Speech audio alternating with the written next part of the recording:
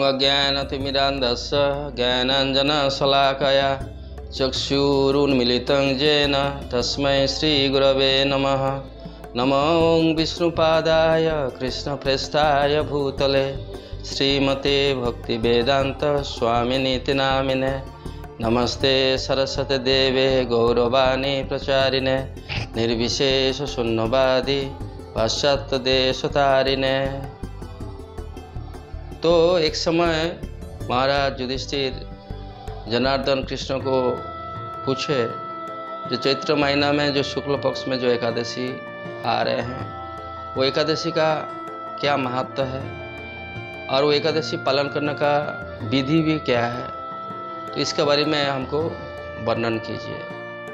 तो भगवान कृष्ण युधिष्ठिर को बताया, देखो एक बार वशिष्ठ ऋषि को भी दिलीप ने जो प्रश्न पूछे थे ये एकादशी के बारे में, जिस तरह वर्णन किए वशिष्ठ ऋषि ने, उस तरह हम तुमको सविस्तार में एकादशी के बारे में वर्णन करेंगे। तो एकादशी जो चैत्र शुक्ल पक्ष में जो एकादशी आ रहे हैं, वो एकादशी पुण्यदायिनी सर्व पाप विनाशिनी एकादशी कामदा नाम में वो जगत में विख्यात है। ये जो एकादशी जो इसका वर्णन इस तरह है, पूरा काल में एक नागलोक में पुंडरीक्ष एक राजा थे, नाग राजा थे, और उस राजा का राज्य में बहुत सारी गंधर्व किन्नर अप्सरा वो राजा को सेवा करते रहते थे। तो एक प्रकार का ऐसा टाइम है जो राजा को प्रसन्न करने के लिए तो बहुत सारी गंधर्व वो लोग नाचा गाना नृत्य कीर्तन कर रहे थे। जो नृत्य कीर्तन कर रहे थे उसमें ललित और ललिता एक बहुत वरिष्ठ गंधर्व दोनों प्रेमी प्रेमिका रूप में गंधर्व लोग में निवास करते रहते थे। तो एक समय का बात है जब ललित, जनरली गंधर्व लोग बहुत गान में बहुत फेमस रहते हैं, वो लोग बहुत अच्छा तरीक़े से अच्छा संगीत परिवेशन करते थे। तो ललित जब ये संगीत परिवेशन कर रहे थे नागराज पुंडरीक्ष को प्रसन्न करने के लिए, उसी टाइम में उनका जो प्रेमिका ललिता का बारे में सोचे, इसके लिए उनका ताल और संगीत का जो लय वो टूट गए। वो ताल लय टूटने के बावजूद वो राजा बहुत अप्रसन्न हो गए। तो एक नाग जो राजा को बताया, देखिए ये जो ललित है उसका प्रेमिका ललिता को स्मरण करने के बावजूद तो उनका ताल लय संगीत का टूट गए। तो इसके लिए इसका आप अप्रसन्न हो गए हैं।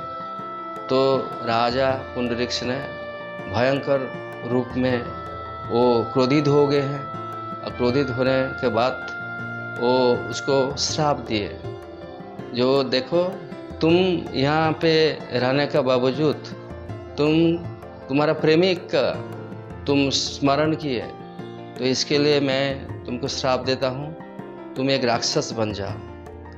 और उनका श्राप सुनने का साथ साथ वो भयंकर एक राक्षस में परिवर्तित हो गए।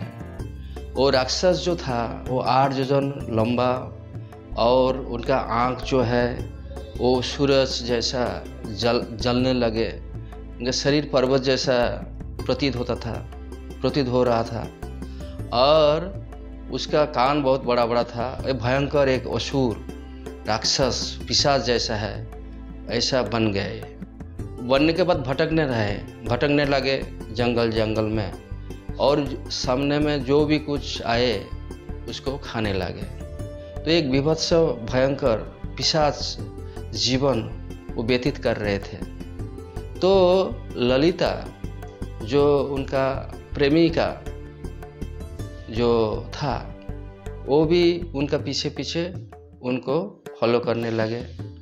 तो ललिता बहुत दुखी थी, क्योंकि उनका जो प्रेमिक वो अभी राक्षस बन गए हैं, और उनका जो जीवन है वो बहुत नीचा जीवन है, पिशाच जीवन है, तो जीवन में कौन खुश रह सकते हैं। तो इसके लिए वो भी बहुत लाइफ में जो ललिता बहुत दुखी थी। तो इस तरह भ्रमण करते करते टहलते टहलते वो लोग पहुँच गए एक बार जो ऋष्यशृंग ऋषि विंध्य पर्वत में रहते थे। तो ऋष्यशृंग का आश्रम में पहुँच गए और ये सुंदरी जो ललिता भी कोई राक्षस का पीछे पीछे फॉलो कर रहे थे। तो अभी ऋष्यशृंग ऋषि ने पूछे, हे सुभगे, ये तुम कौन है, अरे यहाँ पे किसके लिए आए, और तुम्हारा ये बहुत बड़ा राक्षस का साथ क्यों घूम रहे हैं, इसका सविस्तर में के वर्णन करो। तो ललिता ने बताया, गंधर्व जो पूजा पादर्घ से पूजन किए महामुनि ऋष्यशृंग को।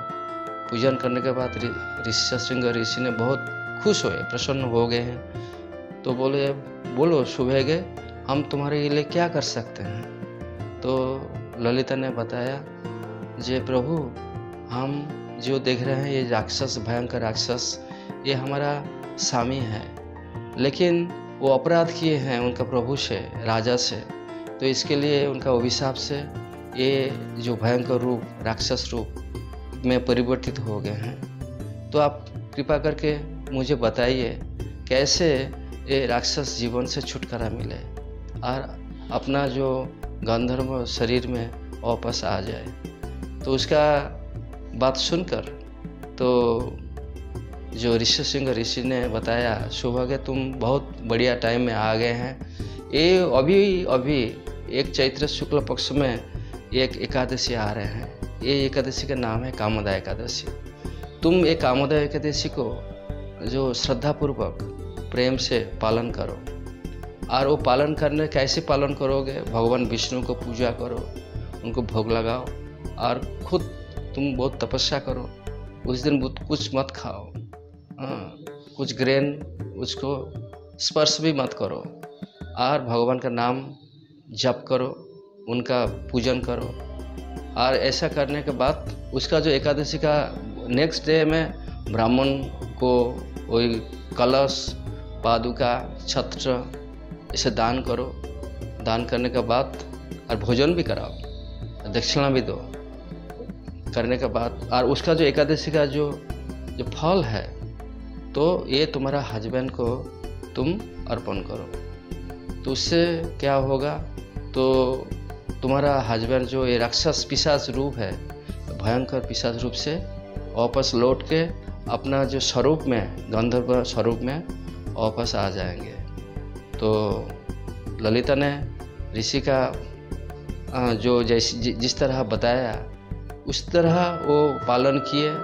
एकादशी प्रेम से, श्रद्धा से पालन करने के बाद वो भगवान विष्णु और ब्राह्मण का जो पूजन किए थे, उसका श्रद्धा से, उनका कृपा से फिर से उनका जो स्वामी जो ललित, वो आपस में गंधर्व शरीर में, अनुपम सौंदर्य शरीर में वापस लौट के आ गए हैं, और दोनों में बहुत खुश हो गए हैं। खुश होने के बाद गंधर्व लोक के में आने से पहले ऋषि को प्रणाम किए, उनको पूजन किए, और गंधर्व लोक में अपना जीवन व्यतीत किए। ये सब कुछ हुआ बेसिकली वो लोग कामोदा एकादशी व्रत चैत्र शुक्ल पक्ष में पालन किए।